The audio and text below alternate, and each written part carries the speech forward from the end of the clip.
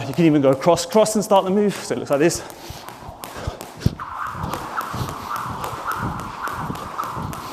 Which is nice.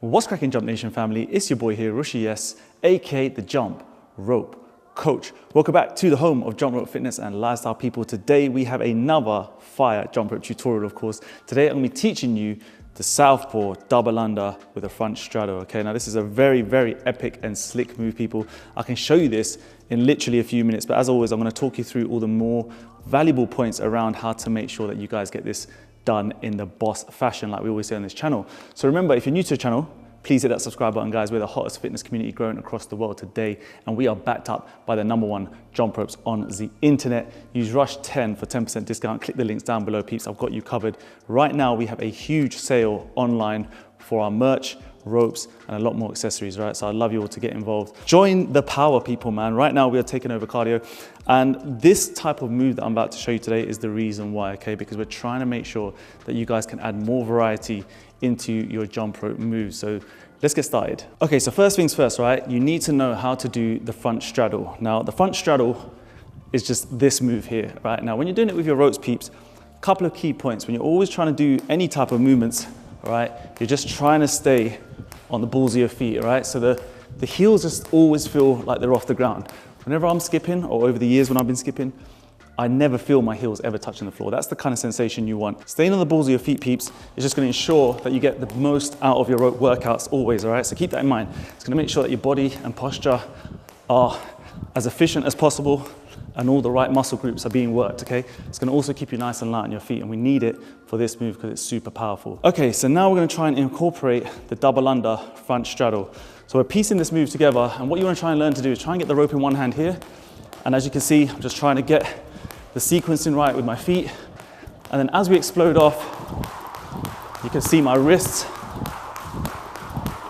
have to fire in a very specific way and at a specific time to make sure it can sync up with this kind of action. So you're trying to take off and get hang time, split the legs, land, and then you're gonna go again forward and backwards, all right? And need to make sure as well, have to mention, you're not trying to jump as high as you can at this point.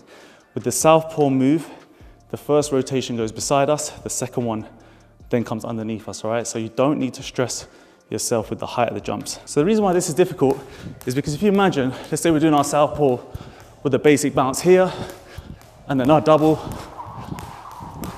If you're already at this point where you could do the double under Southpaw, now we're having to incorporate more brain power, right? We're trying to get the coordination right here. This is why this move is quite tough, because we now have to ensure that the feet are moving in a specific way as well as your arms. So your arms are moving across your body, whereas your feet are going forward and back. This is why this move is so good. And this is why I believe it's one of the best moves to use for coordination and balance.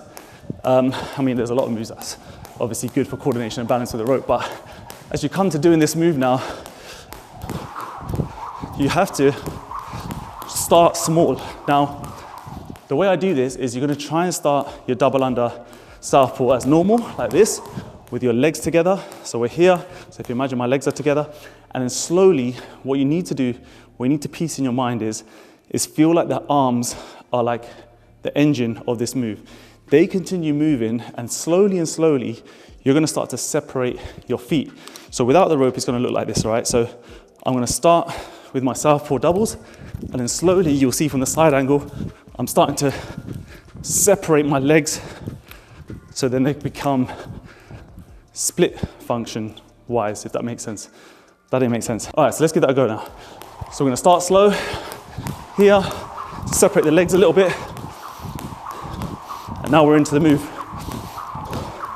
It's a subtle movement, peeps, and what I can say is it's gonna get you out of breath, it's gonna get your brain working, it's gonna get your mind working, and ultimately, a lot of focus is required. Grip pressure makes it onto this channel nearly every single video it seems now. But a light grip pressure helps with this movement. We're opening from each side. We're going to our left, so we're taking off. Left, open, we land. Right, open. Both your hands, left and right, whatever you're more dominant in, you need to get them feeling like they have the same grip pressure. Ultimately, if you have a weaker side, try and practice more with it, because what happens is, let's say I have one side that's a bit weaker. You see, like, the move breaks down because I'm just stretching. It's got different kind of movements. It's not symmetrical. You want to feel like both hands stay nice and close to the body. Same grip pressure. That way it's going to look a lot more uniform, okay? The final piece of the puzzle, all right? This is quite an advanced tutorial. Get this thing to look ultra boss, guys, is your breathing. Now, again, right now I'm struggling because I'm talking a lot, but if you get the breathing right, the whole sync up, the whole way your body looks, the whole way your posture looks is a lot more better. So I would recommend big, deep inhales and exhales, match up the move with your breathing, and it should look like this.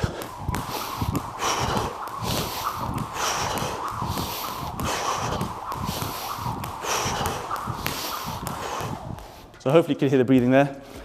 And that's how you basically piece it together. Before I leave you, before I wrap it up, guys, let me show you an example of how you can then incorporate this into a simple combination, right? So now we've got the movements, we've got the muscle memory.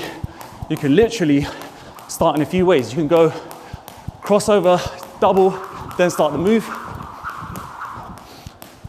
You can even go cross, cross and start the move. So it looks like this.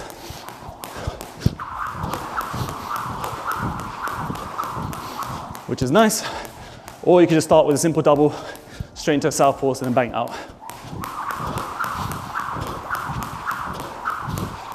And there you have it. 3 little ways to get this done.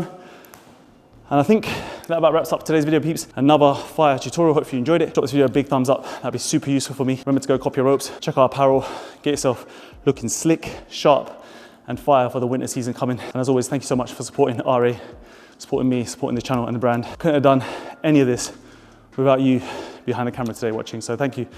Big up to yourself. I'll see you in the next video. As always, drop me a line. Let me know what you want to see going forward. I'll get it done for you. So until next time, guys, take care of yourself. Skip the treadmill. Stay safe. Peace. Was the knight in shining armor in your movie? Would put your lips on mine and love the aftertaste now.